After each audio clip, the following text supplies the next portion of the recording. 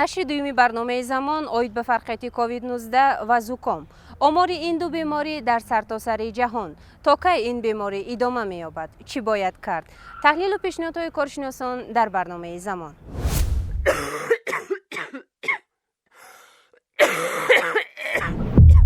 بیماری سرخچه میتواند از 12 تا 18 نفر را سرایت کند که این شماره R0 نامیده می شود و با یاری این نشانداد تا کدام اندازه خطرناک بودن بیماری معین کرده خواهد شد.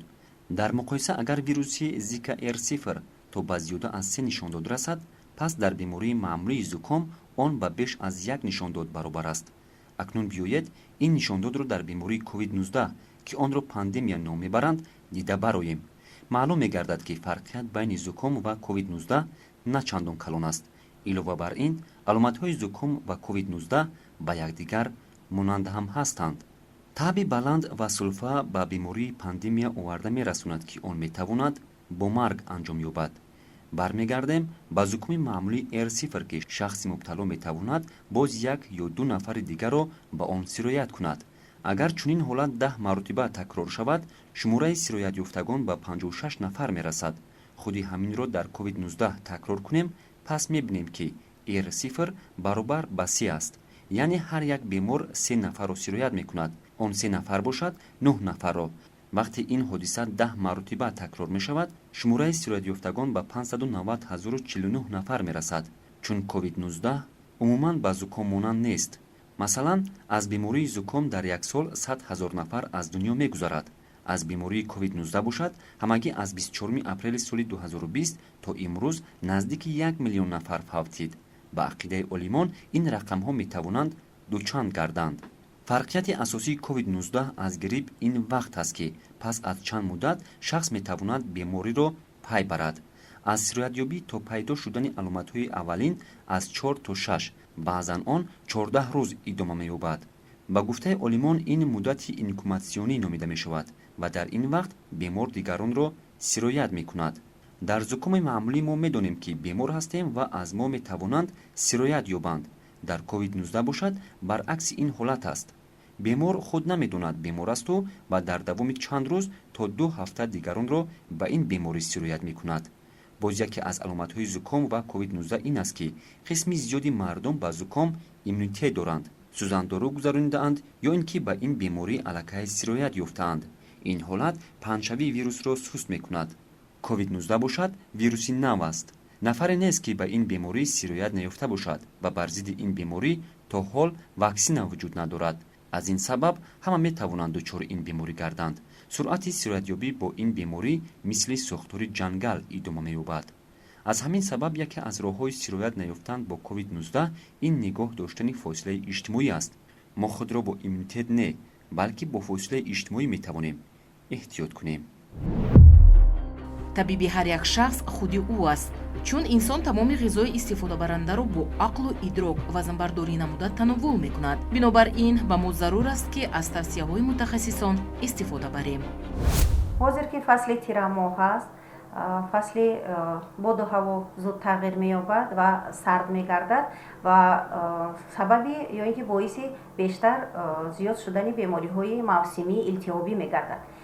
бинобар ҳамин аз шаҳрвандон хоҳиш менамоем ки бештар аз меваҷоту сабзавоти тару тоза истифода баранд, аз хушкмеваҳо ҷӯшоба тайёр карда нӯшанд ва аз лиму дар бозорҳо фаровон аст, аз сирпиёз, аз пиёзи сафед метавонанд дар хона бурида монанд ва ҳамон пиёз ба худ тамоми вирусу микробҳоро ҷалб мекунад ва ҳавои хонаро тоза мекунад. ҳавои хонаро тару тоза нигоҳ доранд, дару тирезаҳоро кушоянд ва тамизи намнок гузаронанд дар хона.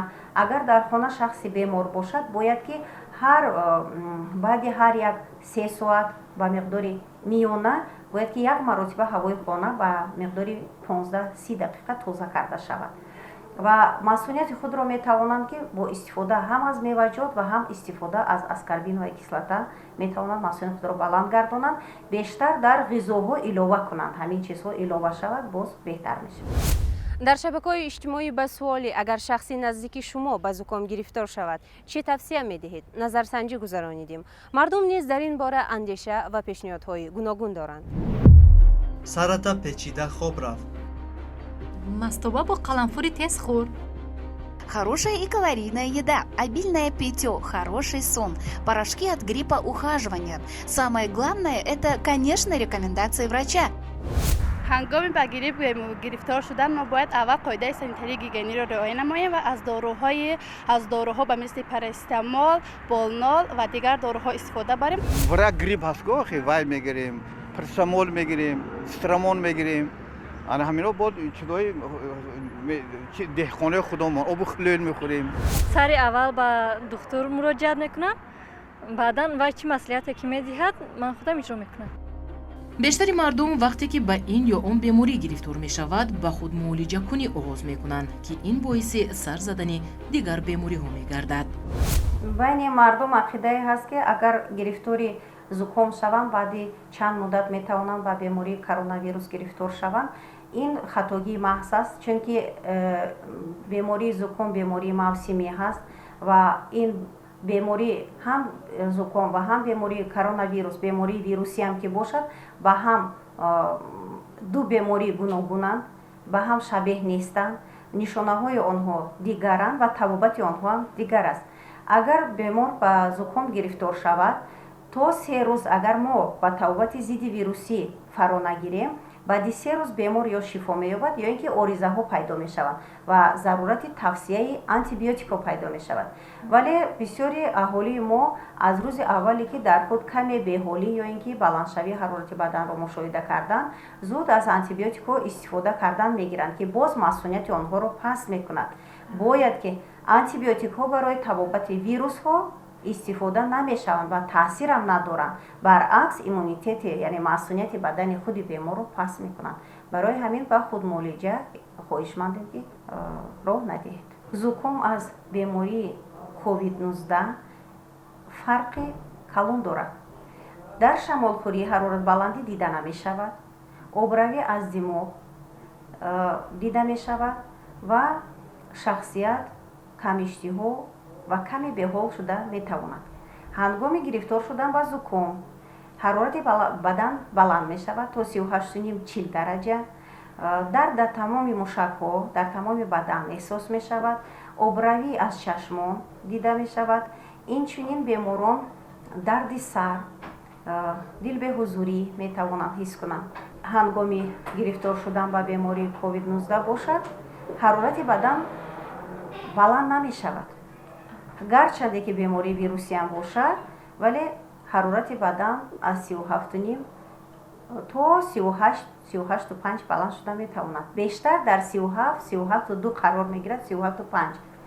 барои ҳамин аз шумо эҳтиромона хоҳиш менамоем ки ҳангоми гирифтор шудан ба бемориҳои илтиҳобии мавсимӣ ба таҳлука наафтода ба табибони оилавӣ муроҷиат намоед ва саривақт табобати дуруст гиред.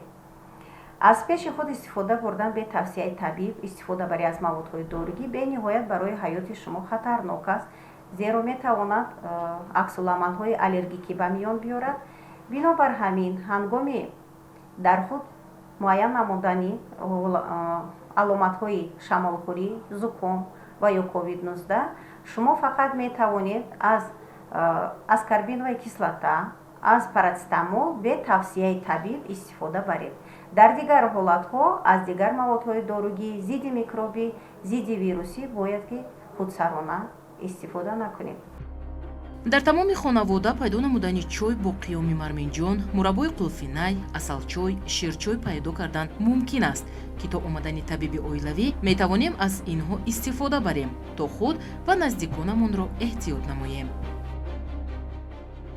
барномаи замон доир ба масъалаҳои доғи рӯз, мавзӯъҳои мубрам ва ба масъалаҳои иҷтимоӣ бахшида шудааст. дар барномаи минбаъда кадом мавзӯъҳоро дидан мехоҳед?